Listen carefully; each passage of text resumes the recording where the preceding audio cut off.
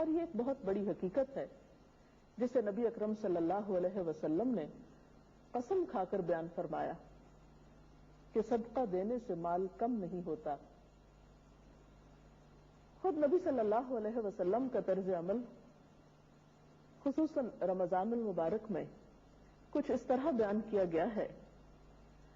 عن ابن عباس قال كان رسول الله صلى الله عليه وسلم اجود الناس بالخير وكان اجود ما يكون في رمضان حين يلقاه جبريل وكان جبريل يلقاه كل ليلة في رمضان حتى ينسلخ يعرض عليه النبي صلى الله عليه وسلم القرآن فإذا لقيه جبريل كان أجود بالخير من الريح المرسلة متفق عليه.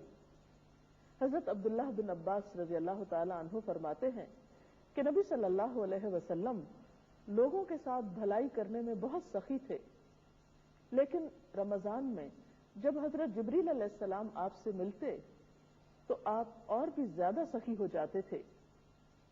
رمضان میں حضرت جبریل علیہ السلام ہر رات آپ سے ملاقات کرتے اور آپ صلی اللہ علیہ وسلم رمضان گزرنے تک یعنی آخر رمضان تک انہیں قرآن مجید سنایا کرتے تھے. جب جبریل علیہ السلام آپ سے ملتے تو آپ کی سخاوت تیز ہواؤں سے بھی زیادہ بڑھ جاتی. جب ہوا چلتی ہے تو ہر جگہ اس کا اثر کچھ نہ کچھ پہنچتا ہے، اور آپ جانتے ہیں کہ اگر ہوا تیز ہو اور آندھی کی شکل اختیار کر لے تو پھر اس کا اثر کونوں خدروں تک جا پہنچتا ہے، ہر چیز اس سے متاثر ہوتی ہے.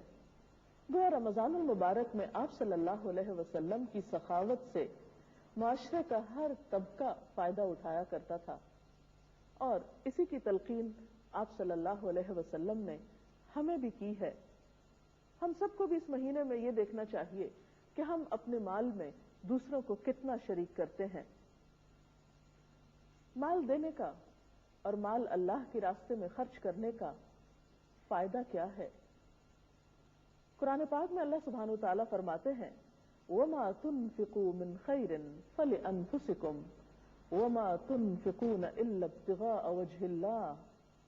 اور راہ خیر میں جو مال تم لوگ خرچ کرتے ہو وہ تمہارے اپنے ہی لیے بھلا ہے، یعنی تمہارے خرچ کرنے کا فائدہ تمہیں کو پہنچے گا. آخر تم اسی لیے تو خرچ کرتے ہو کہ اللہ کی رضا حاصل ہو. ایک اور جگہ پر فرمایا الذین ينفقون اموالهم فی سبیل اللہ ثم لا يتبعون ما انفقوا منا ولا اذى لهم اجرهم عند ربهم ولا خوف علیہم ولا هم يحزنون. جو لوگ اپنے مال اللہ کی راہ میں خرچ کرتے ہیں اور خرچ کر کے پھر احسان نہیں جتاتے، نہ دکھ دیتے ہیں، ان کا اجر ان کے رب کے پاس ہے، ان کے لیے کسی رنج اور خوف کا موقع نہیں.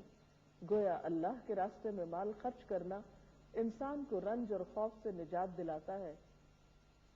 قرآن پاک کی ایک اور جگہ پر صدقے خیرات کا فائدہ کچھ اس طرح بتایا گیا کہ وَيُكَفِّرُ عَنْكُم مِّن سَيِّئَاتِكُمْ، اور تمہاری بہت سی برائیاں اس طرز عمل سے محو ہو جاتی ہیں. گویا صدقہ برائیوں کو دور کرنے، گناہوں کے اثرات کو ختم کرنے اور ان کے وبال سے بچانے کا ذریعہ بھی ہے. جیسے ایک جگہ پر آتا ہے کہ خفیہ صدقہ یعنی وہ صدقہ جو چھپا کر دیا جاتا ہے اللہ تعالیٰ کے غضب کو ٹھنڈا کرتا ہے، وہ غضب جو انسان کے گناہوں کی وجہ سے پیدا ہوتا ہے.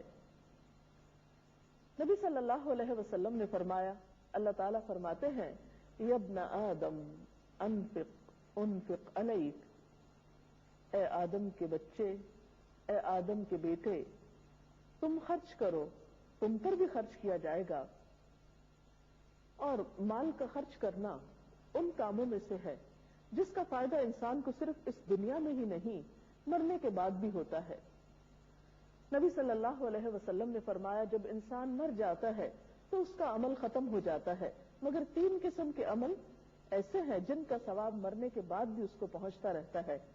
اور ان میں سے نمبر 1 وہ صدقہ جاریہ جس کا ثواب مرنے کے بعد بھی انسان کو پہنچے، یعنی کسی ایسے نیکی کے کام میں انسان مال خرچ کر کے جائے جس سے اس کے مرنے کے بعد لوگوں کو فائدہ پہنچے اور ان کے فائدے کی وجہ سے خود انسان کو بھی ثواب پہنچتا رہے.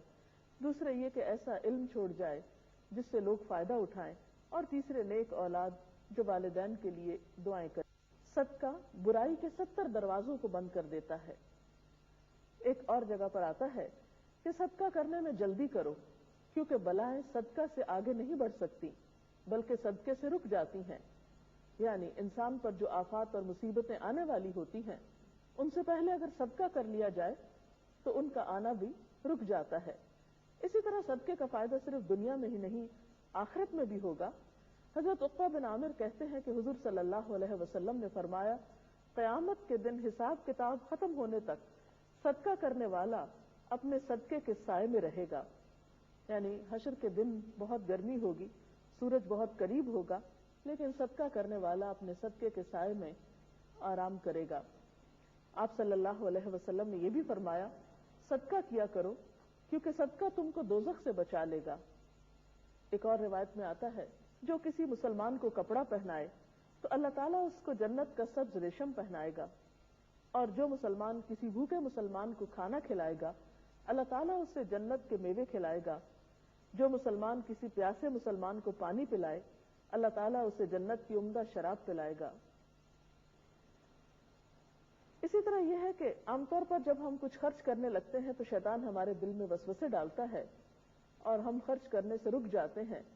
اللہ تعالیٰ فرماتے ہیں، الشیطان یعدکم الفقر ویأمرکم بالفحشاء واللہ یعدکم مغفرۃ منہ وفضلا واللہ واسع علیم۔ شیطان تمہیں مفلسی سے ڈراتا ہے اور شرمناک طرز عمل اختیار کرنے کی ترغیب دیتا ہے، مگر اللہ تعالیٰ تمہیں اپنی بخشش اور فضل کی امید دلاتا ہے۔ اللہ بڑا فراخ دست اور دانا ہے۔ تو اس سے یہ پتہ چلتا ہے کہ دیتے ہوئے اگر دل میں یہ وسوسہ آئے کہ تم خود فقیر ہو جاؤ گے، تم خود محتاج ہو جاؤ گے، تو اس کی پرواہ نہیں کرنی چاہیے، کیونکہ شیطان کبھی نہیں چاہتا کہ ہم کوئی خیر کا کام کریں۔ پھر اسی طرح یہ ہے کہ صدقہ خیرات کے لیے کوئی وقت مقرر نہیں، دن میں دیں، رات کو دیں، چھپا کر دیں، اعلانیہ دیں، جس طرح بھی دیں، شرط یہ ہے کہ اللہ کی رضا کے لیے دیں، کسی پر احسان جتاتے ہوئے نہیں، تو انشاءاللہ اس کا بہترین اجر پائیں گے، کیونکہ اللہ تعالیٰ کسی کا بھی اجر ضائع نہیں کرتے۔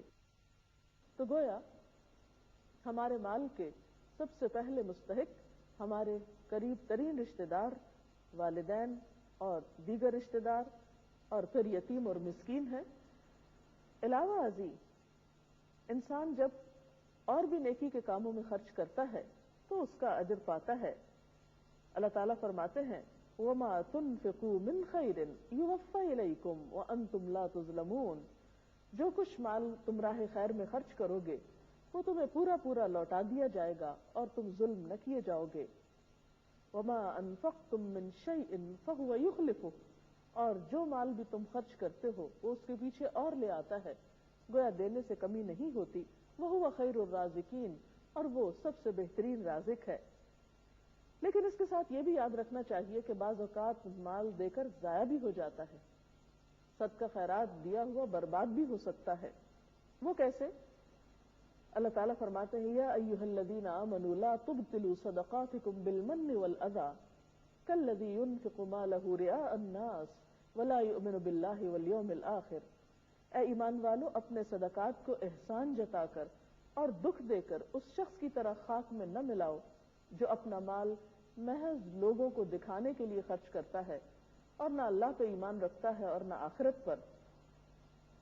تو اس سے پتہ چلتا ہے کہ وہ مال جو دکھاوے کے لیے خرچ کیا جائے اور وہ مال جو احسان جتا کر خرچ کیا جائے وہ خرچ کرنے کے باوجود بھی ضائع ہو جاتا ہے، بلکہ انسان الٹا سزا کا مستحق ہوتا ہے۔ احسان جتانے والوں کے ساتھ تو اللہ تعالیٰ قیامت کے دن بات بھی نہیں کریں گے، ان کی طرف نظر اٹھا کر بھی نہیں دیکھیں گے اور ان کو پاک بھی نہیں کریں گے۔ اس لیے دے کر کسی پہ احسان جتانا اور اس کا دل دکھانا بدترین برائی ہے، اس سے پرہیز کرنا چاہیے۔ ایسی صورت میں انسان کسی کو دینے کی بجائے کوئی اچھی بات ہی کر دے اور دوسرے کو معاف کر دے تو وہ کہیں زیادہ بہتر ہے، جیسے کہ اللہ تعالیٰ فرماتے ہیں، قول معروف ومغفرۃ خیر من صدقۃ یتبعها اذی۔ ایک میٹھا بول اور کسی کی ناگوار بات پر ذرا سی چشم پوشی اس خیرات سے بہتر ہے جس کے پیچھے دکھاوا ہو۔ اور ویسے بھی جس شخص کے پاس مال نہ ہو تو اس کے لیے بہتر ہے کہ یا تو کسی کے ساتھ اچھی بات کرے یا پھر ایسی کوئی نیکی کرے جو صدقے کے ضمن میں آتی ہو. مثلا ایک حدیث میں آتا ہے تبسمک فی وجہ اخیک صدقہ، تمہارا اپنے بھائی کو دیکھ کر مسکرانا بھی صدقہ ہے. الکلمۃ الطیبۃ صدقہ، اچھی بات کرنا بھی صدقہ ہے.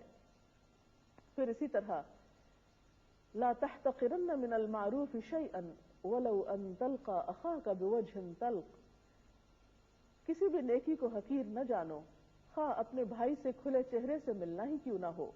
یعنی کسی کے ساتھ اچھے اخلاق سے پیش آنا یہ بھی ایک بہترین صدقہ ہے. حضرت ابو ذر کہتے ہیں کہ نبی صلی اللہ علیہ وسلم نے فرمایا ہر مسلمان آدمی پر ہر دن صدقہ ضروری ہے.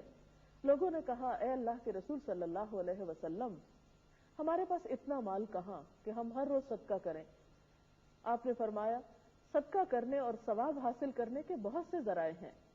سبحان اللہ، الحمدللہ، اللہ اکبر اور لا الہ الا اللہ پڑھنا بھی صدقہ ہے. دوسروں کو نیکی کی تلقین کرنا، گناہوں سے روکنا، راستوں سے کانٹے ہٹانا، کسی بہرے آدمی کو زور سے بول کر. حضرت ابو ذر رضی اللہ تعالی عنہ کہتے ہیں کہ نبی صلی اللہ علیہ وسلم نے فرمایا ہر مسلمان آدمی پر ہر دن صدقہ کرنا ضروری ہے. لوگوں نے کہا اے اللہ کے رسول صلی اللہ علیہ وسلم ہمارے پاس اتنا مال کہاں کہ ہم روز صدقہ کریں. آپ نے فرمایا صدقہ کرنے اور ثواب حاصل کرنے کے بہت سے ذرائع ہیں. سبحان اللہ، الحمدللہ، اللہ اکبر اور لا الہ الا اللہ پڑھنا بھی صدقہ ہے. دوسروں کو نیکی کی تلقین کرنا، گناہوں سے روکنا، راستے سے کانٹے ہٹانا، کسی بہرے آدمی کو زور سے بول کر اپنی بات سنانا، نابینا انسان کی رہنمائی کرنا، یہ سب بھی ثواب کے کام ہیں. آدمی کو اس کے مقصد کے سلسلے میں رہنمائی کرنا اور مصیبت زدہ فریادی کی مدد کے لیے دوڑنا بھی صدقہ ہے. کسی کمزور کے بوجھ کو جو اس سے نہ اٹھتا ہو اسے اپنے ہاتھ یا سر پہ اٹھا لینا بھی صدقہ کہلاتا ہے. بس یہ سب کا سب تیری طرف سے تیرے نفس پہ صدقہ ہے. تو اس سے پتہ چلتا ہے کہ اگر ہم مال نہ بھی پائیں تو نیکی کے اور بہت سے کام کر کے صدقے کا اجر اور ثواب پا سکتے ہیں. اور رمضان کا مہینہ تو وہ بابرکت مہینہ ہے جب ایک نیکی کا ثواب عام دنوں کے فرائض کے برابر ملتا ہے اور ایک فرض کے ادا کرنے کا ثواب 70 فرائض کے برابر ہے. اس لیے ہمیں کوشش کرنی چاہیے کہ ہم ان دنوں میں اپنی زکوٰۃ اگر ہم پر فرض عائد ہوتی ہو تو اس کو بھی ادا کر. رمضان کا مہینہ چونکہ ایک بہت بابرکت مہینہ ہے اس لیے ہمیں کوشش کرنی چاہیے کہ اس مہینے میں صدقے خیرات سے بہترین فائدہ اٹھائیں. اس میں 2 طرح کا کام آپ کر سکتے ہیں. نمبر 1 فرض کا ادا کرنا اور نمبر 2 نفلی صدقات.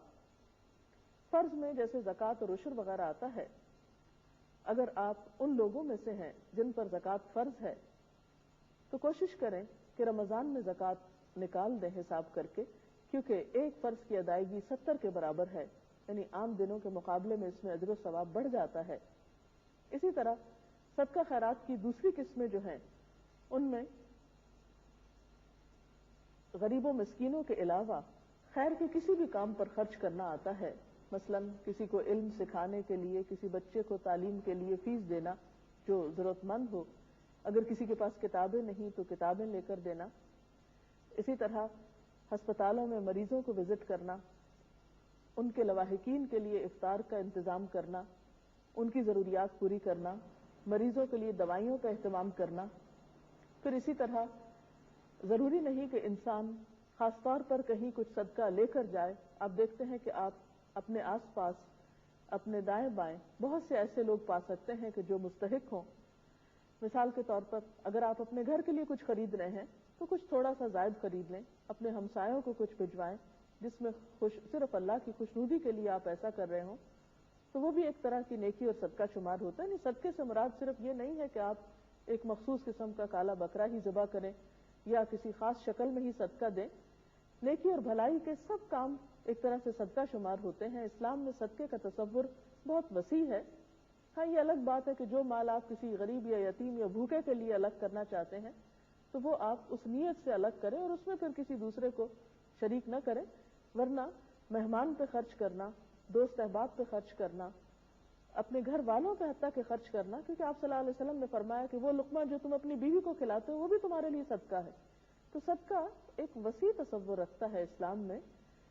پھر اسی طرح ہم دیکھتے ہیں کہ اگر اپنے ہمسایوں کو کچھ بھیجتے ہیں یا افطار کسی کو کراتے ہیں، یا آپ چھوٹے چھوٹے پیکٹ بنا کر اپنے ساتھ رکھ سکتے ہیں. مثلا اگر آپ گاڑی پر سوار ہو کر کہیں جا رہے ہیں تو راستے میں جو بھی کوئی ضرورت مند نظر آتا ہے، یا اگر ضرورت مند نہیں بھی تو رمضان کے مہینے میں اپنے علاوہ، اپنی ذات کے علاوہ دوسروں کی ذات پر کچھ بھی خرچ کرنا بے پناہ اجر و ثواب کا باعث ہے. تو چونکہ آپ صلی اللہ علیہ وسلم اس مہینے میں تیز ہوا سے بھی زیادہ سخی ہو جاتے تھے، تو ہمیں بھی آپ کی سنت کی پیروی کرتے ہوئے صدقے کی ہر قسم میں سے کچھ نہ کچھ اللہ کے راستے میں نکالنا چاہیے. اللہ تعالی ہمیں اس کی توفیق عطا فرمائے. وآخر دعوانا ان الحمد للہ رب العالمین. اکثر ایسا ہوتا ہے کہ ہم اپنی زندگی کے روزمرہ معاملات میں صدقہ دینا بھول جاتے ہیں، تو ایسا کون سا طریقہ اختیار کیا جائے کہ ہمیں صدقہ دینے کی عادت ہو جائے؟ ان کا سوال یہ ہے کہ عام طور پر ہم اپنے روزمرہ زندگی کے معاملات میں اتنے مشغول ہوتے ہیں کہ صدقہ دینا بھول جاتے ہیں، تو کیا طریقہ اختیار کیا جائے کہ ہم اسے بھول نہ پائیں. بات یہ ہے کہ کوئی بھی کام جس کے لیے ہم باقاعدہ پلاننگ نہیں کریں وہ ہمیں یاد نہیں رہ سکتی. تو یاد دہانی کرانے کے خود کو کئی طریقے ہو سکتے ہیں. مثلا آپ جب اپنے گھر کے لیے خریداری کریں تو اس کے ساتھ ہی رشتہ داروں کے لیے، ضرورت مندوں کے لیے کچھ خریداری کر سکتے ہیں. پھر اسی طرح یہ کہ آپ اپنے علاقے کے، اپنے نیبرز میں سے، اپنے محلے کے، اپنے ایریے کے تمام ضرورت مند افراد کی ایک لسٹ تیار کر کے رکھیں. اس کو مہینے میں ایک دفعہ یا ہفتے میں ایک دفعہ ضرور دیکھ لیں، اور جہاں جب سہولت ہو آپ مختلف طریقوں سے دوسروں کی مدد کر سکتے ہیں. اس میں اگر کوئی ایسا بچہ ہے جس کے پاس پڑھنے کے لیے کتابیں نہیں، فیس کے پیسے نہیں، تو آپ کسی کی فیس مقرر کر سکتے ہیں. کسی بیوہ کے لیے راشن کا انتظام کر سکتے ہیں. اسی طرح کسی بیمار کی دوائیوں کا انتظام کر سکتے ہیں. اگر آپ ان کے ساتھ باندھ دیں تو وہ خود بھی آپ کو یاد کرا سکتے ہیں. اور اس طرح آپ اپنے بزی اسکیڈول میں سے کچھ نہ کچھ وقت نکال کر ان چیزوں کا بھی اہتمام کر سکتے ہیں. اور یہ آپ کے لیے، آپ کو بہت سی مشکلات سے بچانے کے لیے کارآمد ہوں گی. کیونکہ جب انسان کسی کی مدد کرتا ہے تو اللہ سبحانہ وتعالی ایسے شخص کی مدد کا ذمہ لے لیتے ہیں. اس لیے ہمیں نیکی کے اس موقع کو گنوانا نہیں چاہیے. آپ نے کہا نا کہ صدقہ جو ہے وہ ضرورت سے زائد مال کا کرنا چاہیے، تو ضرورت تو ہر ایک کی مختلف ہو سکتی ہے، تو وہ کون سی ضروریات ہیں جن کو کٹ ڈاؤن کر کے اور پھر صدقہ کیا جا سکتا ہے؟ کیونکہ ضرورت میں تو پھر ایسیسریز بھی آ جاتی ہیں، تو ضرورت کون سی؟ بات یہ ہے کہ قرآن پاک میں اس سوال کا بھی ذکر ہے اور اس کے جواب کا بھی. ارشاد باری تعالیٰ یسألونک ماذا ینفقون، لوگ آپ سے پوچھتے ہیں کہ کیا خرچ کریں. قل العفو، کہہ دیجئے جو زائد ہے. زائد ہے سے مراد کیا ہے؟ جو بنیادی ضروریات سے زائد ہے، یعنی بیسک نیسیسٹیز جو ہیں زندگی کی، مثلا کھانا پینا، رہائش، لباس، تعلیم. اور اس میں تعیش کا ذکر نہیں کیا گیا، اس میں تعیشات کا ذکر نہیں کیا گیا، بلکہ اس میں بنیادی ضرورت مراد ہے. تو اس میں ہر انسان اپنا اپنا حساب کر سکتا ہے. اور ویسے بھی اگر انسان اپنے آس پاس کے ضرورت مندوں کو دیکھے تو اپنی ضرورت کو اس کے مطابق کٹ ڈاؤن بھی کر سکتا ہے. یہ پھر ہر انسان کی اپنی ثوابدید پر بھی چھوڑ دیا گیا ہے. اس کو کوئی باقاعدہ کیلکولیشن کر کے نہیں بتایا گیا کہ اتنے روپے تم اپنی تنخواہ میں سے اپنے لیے رکھو اور باقی تم دوسروں کو دو. یہ ڈپینڈ کرتا ہے کہ کہاں ضرورت کا معیار کیا ہے. اس کے ساتھ ہی ہمارے آج کے پروگرام کا وقت